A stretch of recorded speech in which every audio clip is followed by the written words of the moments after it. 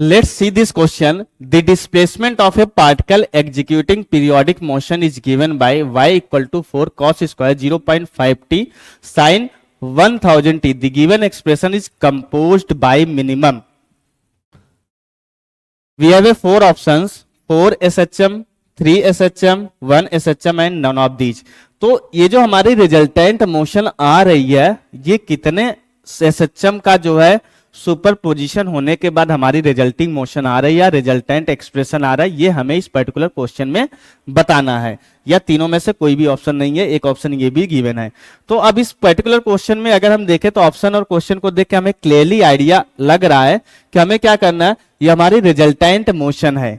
It means हमें ये अलग अलग एसएचएम का क्या हो सकता है, कंबाइंड मोशन या सुपर पोजिशन हो सकता है या रिजल्टेंट मोशन हो सकता है। तो बेसिकली इस पर्टिकुलर क्वेश्चन में हम कौन सा कंसेप्ट यूज करेंगे, सुपर पोजिशन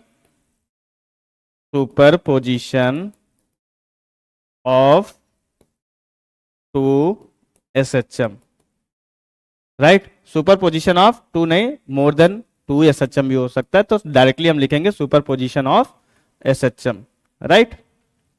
ओके, तो हमारी जो रिजल्टिंग मोशन है, अब उस एक्सप्रेशन को हम देखते हैं क्या लिखा हुआ है। एक्सप्रेशन हमारे पास y equal to 4 cos square 0.5 t into sine 1000 t के बराबर लिखा हुआ है।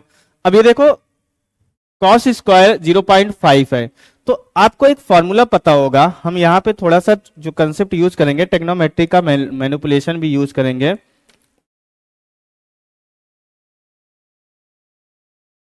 मैट्रिक फॉर्मूलाज भी यूज करेंगे,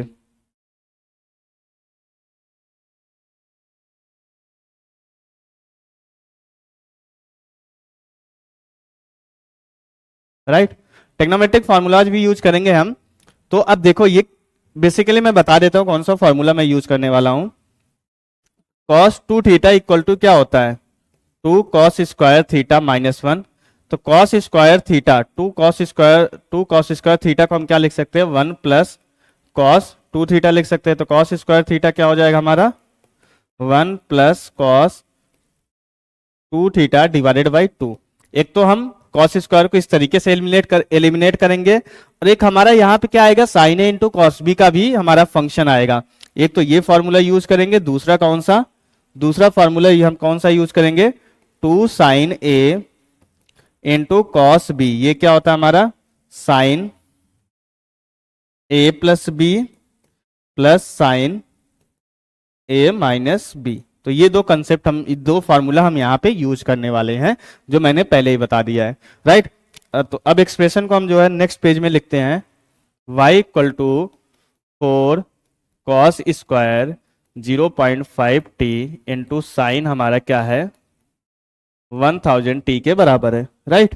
तो अब इसके बाद हम यहाँ पे क्या करेंगे, y equal to cos square को हमने क्या बताया, 1 प्लस कॉस 2 थीटा, 2 को करेंगे तो ये कितना हो जाएगा, कॉस t डिवाइडेड बाई हमारा क्या हो जाएगा 2 इंटू साइन कितना हो जाएगा 1000 t के बराबर। अब इसको मल्टीप्लाई कर देंगे तो कितना आ जाएगा, 2 कितना हो जाएगा 2 साइन, सिंप्लीफाई कर रहा हूं मैं, 1000 t, और यहां पे क्या आ जाएगा plus 2 sine 1000 t into cos t के बराबर आ जाएगा, राइट। अब इसको अगर हम फर्दर सिंप्लीफाई करें, 2 साइन 1000 t, 2 साइन ए इंटू कॉस बी क्या कन्वर्ट हो जाएगा हमारा, 2 साइन ए इंटू कॉस बी।